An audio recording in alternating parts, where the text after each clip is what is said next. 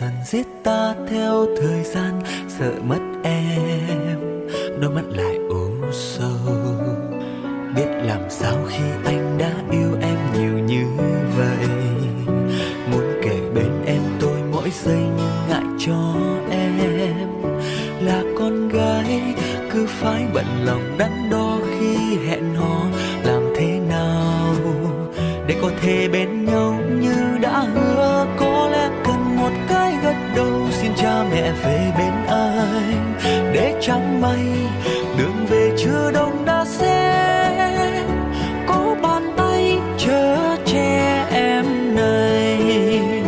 Cái gật đầu dù chẳng sang giàu nhưng chỉ cần được bên em, để sẽ chia và dù cho ai có lỗi sẽ là anh giữ chân em lại.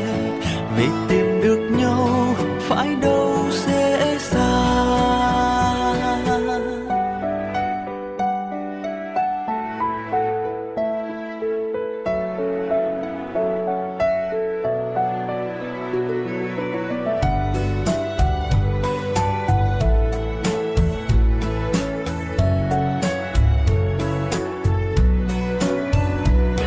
Làm sao khi anh đã yêu em nhiều như thế, muốn kể bên em tôi mỗi giây, lại ngại cho em là con gái, cứ phải bận lòng đắn đo khi hẹn hò.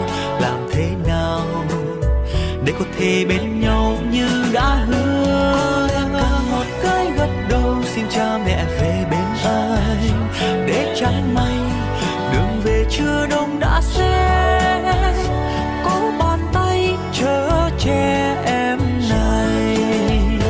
Cái gật đầu dù chẳng sang giàu nhưng chỉ cần được bên em, để sẽ chia và dù cho ai có lỗi sẽ là anh giữ chân em lại.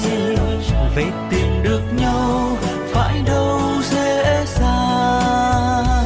Có lẽ cần một cái gật đầu xin cha mẹ về bên anh, để chẳng may đường về chưa đông đã sẽ có bàn tay chở che em này.